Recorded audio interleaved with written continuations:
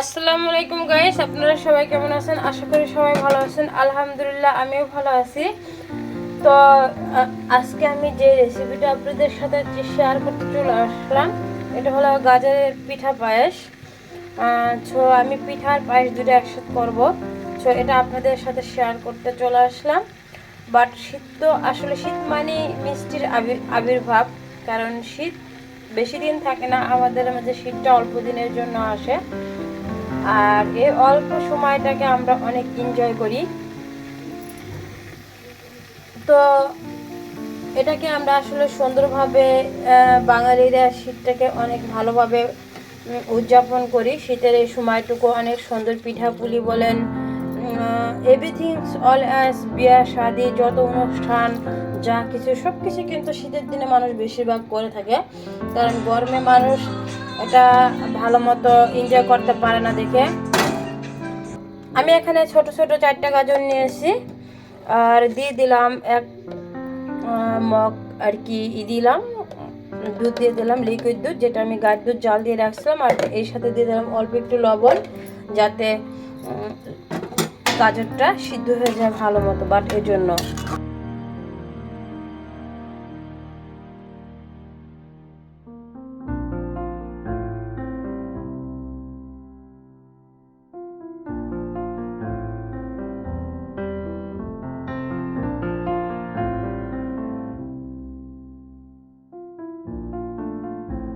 এখানে আমি অ্যাড করে দিব 4টা লবঙ্গ, 4টা লবঙ্গের গুঁড়া অ্যাড করে দিলাম। গাজরের হালকা একটু স্মেল থাকে, বাট ওই স্মেলটা চলে যাবে। এই 4টে এলাচ আমি দিয়ে দিলাম, বাট এই জন্য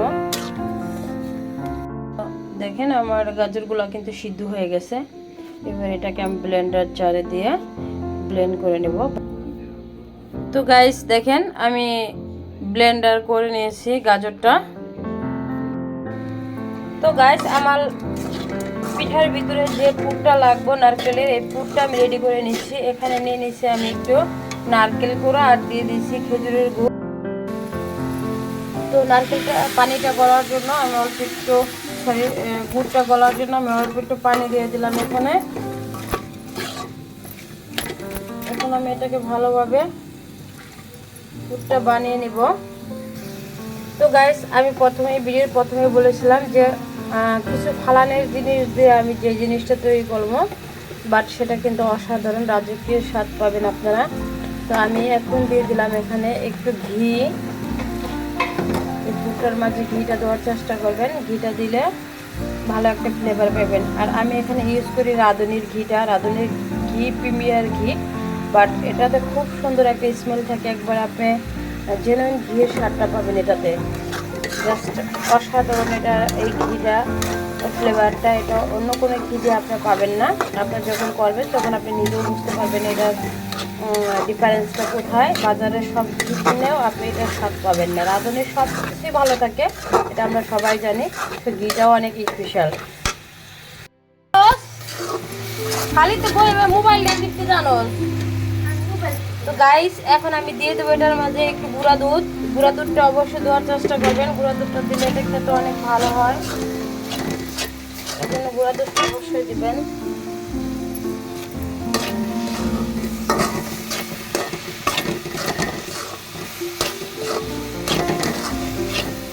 তো আমার দুধটা দেখুন রেডি হয়ে গেছে অলরেডি, ইনশাল্লাহ হয়ে গেছে। এখন এটা নামিয়ে ফেলবো।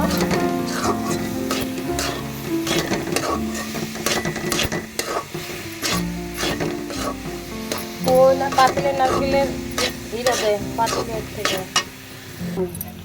তো গাইস এখানে আমি কিছু কাঠবাদাম কুচি করে ঘি দিয়ে ভেজে রাখছিলাম, সেটা আমি দিয়ে দেবো ওই ফুটার মাঝে।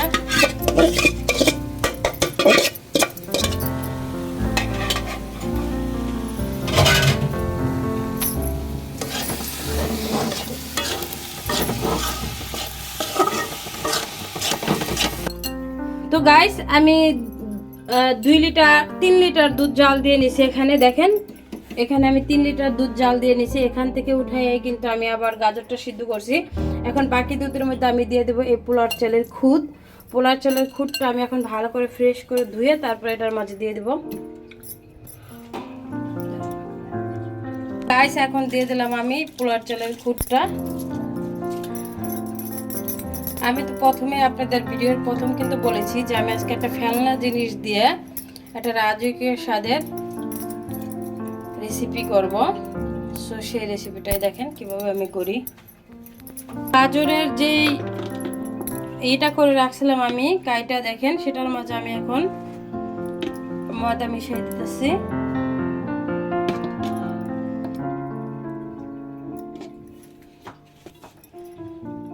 এখন দিয়ে দেবো আমি গাজরে লবণ দিয়েছিলাম, তারপর আরেকটু লবণ দিয়ে দিচ্ছি।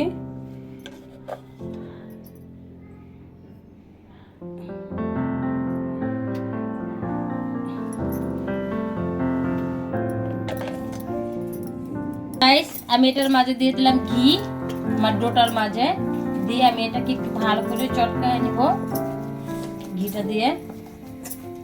দেখেন আমি এরকম একটা ডো তৈরি করে নিয়েছি।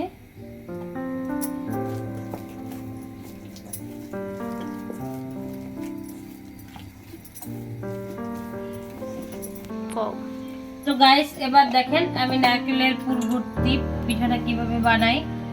প্রথমে আমি একটা হাতের মাঝে ছোট একটা ডো বানিয়ে নিলাম।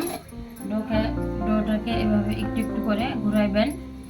জাস্ট আমরা ছোটবেলায় যেভাবে যদি কেউ এভাবে খেলে থাকেন, কাঁটা দিয়ে হাঁড়ি পাতিল বানিয়ে থাকেন, তাহলে অবশ্যই তাদের কাছে সবচেয়ে বেশি বেটার ইজি হবে এটা বানানো। এভাবে একটা হাঁড়ির মতো ঘুরাই ঘুরাই বানাইয়া এটারে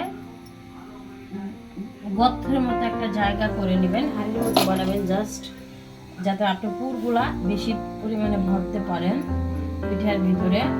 এটার জন্য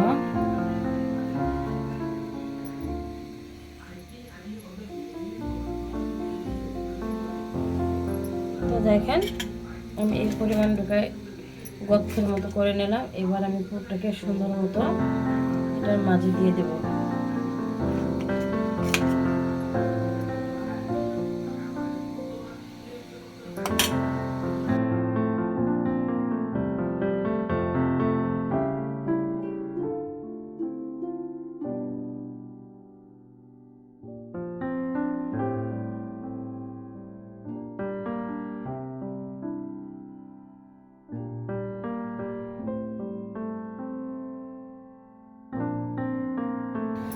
তো গাইস আমার সব পিঠাগুলো বানানো হয়ে গেছে। আমি এবার দিয়ে দেব আমার এই পায়েসের মাঝে, যে পায়েসটা আমি রান্না করতেছি। তো পিঠা পায়েস পূর্ববর্তী পিঠা আর পায়েস সাথে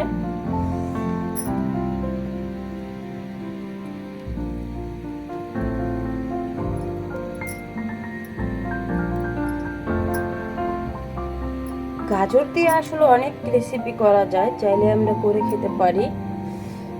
এখন তো সবাই সব কিছু জানে, ইউটিউবের যুগ, এখন মানুষ চাইলেই সব কিছু করে খেতে পারে আর কি। গাজর দিয়ে সব ধরনের সব পিঠাই বানানো যায়।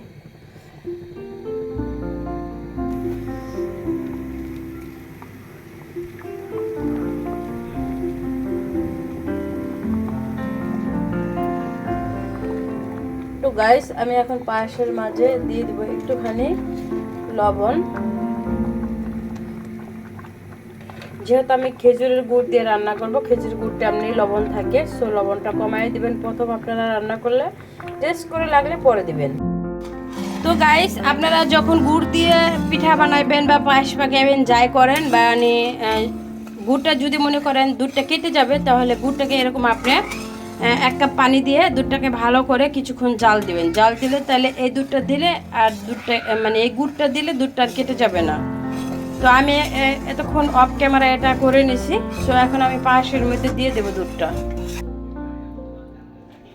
তো গাইস আমি যেই গরম মশলার গোটাটা দিয়েছিলাম, এলাচির গোটা, সেটা আমি ফেলে দেব উঠাই। এখন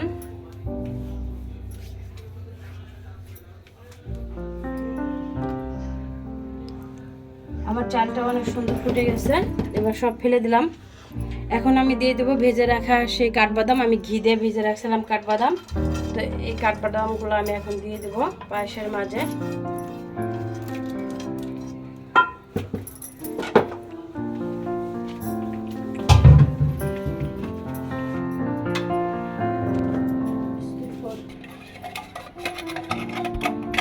গাইস আমি দিয়ে দেবো এখানে কিছু কনডেন্স মিল্ক।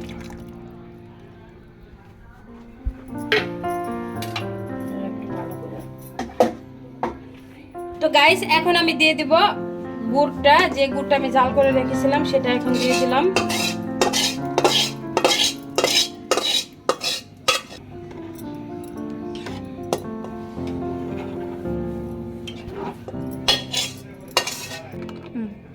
তো গাইস এবার দিব আমি কটা কিশমিশ।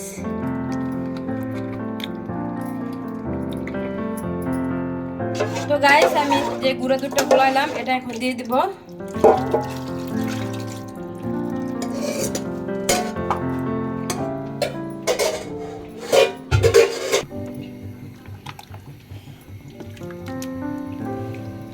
আর আমি বাকি যেটা করব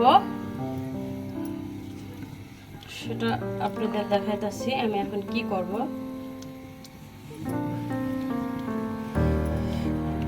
যদি আমার পায়েসটা আপনাদের কাছে ভালো লাগে অবশ্যই আপনারা বাসায় একবার ট্রাই করে দেখবেন, আশা করি নিরাশ হবেন না। কারণ শীত মানেই পিঠাপুলি, পিঠা পায়েস, তো পায়েস তো অবশ্যই খাবেন এই শীতে। খেজুরের গুড় দিয়ে পায়েস একবার হলো খেতে হয়। দিয়ে দেবো আমি এখন যেটা লাস্টে ঘি দেবো একটু এটার উপরে, যাতে আমার ঘির সেন্টটা আসে পায়েস থেকে। সেজন্য আমি প্রথমে আপনাদের বলেছিলাম ভিডিওতে প্রথম যে আমার অসাধারণ কিছু জিনিস দিয়ে আমি একটা মানে সাধারণ জিনিস দিয়ে অসাধারণ একটা জিনিস তৈরি করে আপনাদের দেখাবো। সেটা হলো এই যে পিঠা পায়েসটা করলাম আমি আজকে। দেখেন এটা এখানে কোনো কিছু কিন্তু ইম্পর্টেন্ট না, এটাকে আমরা কেউ দাম দেই না, কিন্তু এটাকে আমি অনেক দামি বানাই দিলাম এখন। সেটা হলো পোলার চালের খুদ, কেউ কিন্তু অনায়াসেই কিনে না। খুদের ভাত রান্না করে খাওয়ার জন্য অনেকেই কিনে, বাট পায়েস কেউ কখনো করছে কিনা আমি জানি না। বাট আমি দেখেন সেটা দিয়ে পায়েস করলাম। আবারও গাজরটা এখন তো কেউ এটাকে দামিই দেয় না, কারণ এটা অনেক মানে সস্তা একটা সবজি যেটা বলতে গেলে এখন। সো সেটাকে দিয়ে আমি যে পায়েসটা তৈরি করলাম, রাজকীয় স্বাদের পায়েস তৈরি করলাম। তো কেমন হয়েছে আপনারা সবাই আমাকে কমেন্টের মাধ্যমে জানাবেন। যদি কোনো ভুল হয়ে থাকে এখানে সেটাও আমাকে বলতে পারেন। সো আমি একই রান্নাতে একই রেসিপিতে দুইটা জিনিসের সাথে এখানে পাবো। একটা হলো পুর ভর্তি পিঠা, আরেকটা হলো পায়েস, গুড়ের পায়েস, খেজুরের গুড়ের পায়েস। সো দুইটা স্বাদ কিন্তু আপনি একই রান্নার মধ্যে পেয়ে যাবেন, এবং সেটা কিন্তু দুর্দান্ত স্বাদের। দেখতেই পারছেন আমি কি কি এই জায়গায় অ্যাড করছি, কোনো কিছুরই কমিতে রাখিনি আমি এখানে, বাস। তো এটা অনেক স্বাদের, বুঝতেই পারেন, রেসিপিটা দেখলেও ফলো করলেও বোঝা যায়। আর আমার রেসিপিটা যারা দেখছেন আমি বলছি প্রথম থেকে শেষ পর্যন্ত দেখবেন, স্কিপ করবেন না। প্রথম থেকে শেষ পর্যন্ত দেখলে আপনারা ভালো মতো এটা বুঝতে পারবেন। তো আমি কিভাবে রান্না করছি অবশ্যই দেখতে পারছেন। এভাবে যদি সেম প্রসেস ফলো করে আপনারা বাসায় একদিন রান্না করে খান তাহলে বুঝতে পারবেন আসলে এটার স্বাদটা কীরকম হয়েছে বা এটার স্বাদটা কীরকম। তো গাইস আমার পিঠা পায়েস কেমন হলো দেখেন।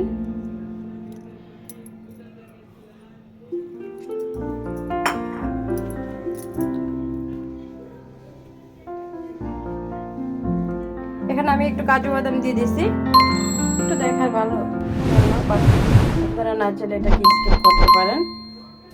সো আজকের ভিডিও এই পর্যন্ত ছিল। শীতে একবার হলো পিঠা পায়েস বানাই খাবেন। আর আমার চ্যানেলটা ভালো লাগলে একটা সাবস্ক্রাইব করে রাখবেন পরবর্তী ভিডিও পাওয়ার জন্য। ইউটিউব চ্যানেলে যারা আছেন আর ফেসবুক পেজে যারা আছেন তারা আমাকে লাইক ফলো দিয়ে রাখবেন, যাতে আমার ভিডিও আপনারা দেখতে পারেন। সো এটা এই পর্যন্ত ছিল,